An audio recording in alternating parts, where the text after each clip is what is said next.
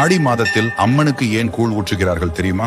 ஆடி மாதம் என்பது அம்மனுக்கு உகந்த மாதமாக கருதப்படுகிறது. சிவபெருமானின் அருளை பெறுவதற்காக பார்வதி தேவி கடும் தவம் புரிந்தாள். அவளது தவத்தால் மகிழ்ந்த சிவபெருமான், நீ தவம் செய்த இந்த ஆடி மாதம் உனக்கு உரிய வழிபாட்டு மாதமாக இருக்கும் என்று வரமளித்தார். அதனால் ஆடி மாதத்தில் அம்மனின் சக்தி பன்மடங்கு அதிகரித்து விளங்குவதாக நம்பப்படுகிறது. இதன் காரணமாக ஆடி மாதத்தில் அம்மன் கோயில்களில் பால் குடம் எடுத்தல், கூழ் ஊற்றுதல் போன்ற வேண்டுதல்கள் பக்தர்களால் நிறைவேற்றப்படுகின்றன. ஆனால் பல உணவு வகைகள் இருக்க ஏன் கூழ் மட்டும் அம்மனுக்கு விசேஷமாக படைக்கப்படுகிறது? இதற்கு ஒரு அற்புதமான கதையும் உள்ளது. முன்னொரு காலத்தில் ஜமதக்னி முனிவரின் மனைவியான ரேணுகா தேவி தன் கணவரை கார்த்தவீரியார்ஜுனனின் மகன்கள் கொலை செய்ததால் துக்கத்தில் தீயில் உயிரை மாய்க்க முயன்றாள். ஆனால் பதிவிரதையான அவளை தடுக்க இந்திரன் மழையாக பொழிந்தான். இருப்பினும் தீயால் அவளது உடல் முழுவதும் கொப்புளங்களால் பாதிக்கப்பட்டது. ஆடையின்றி நின்ற ரேணுகா அருகில் இருந்த வேப்பிலை காட்டிலிருந்து இலைகளை எடுத்து உடலை மறைத்தாள். பசியால் வாடி அவள் அருகிலுள்ள கிராமத்திற்கு சென்று யாசகம் கேட்டாள். அங்கு மக்கள் அவளுக்கு அரிசி, வெல்லம், இளநீர் ஆகியவற்றை அளித்தனர். அவற்றை கொண்டு ரேணுகா தேவி கூழ் தயாரித்து உண்டு பசியாறினாள். அவளது பக்திக்கும்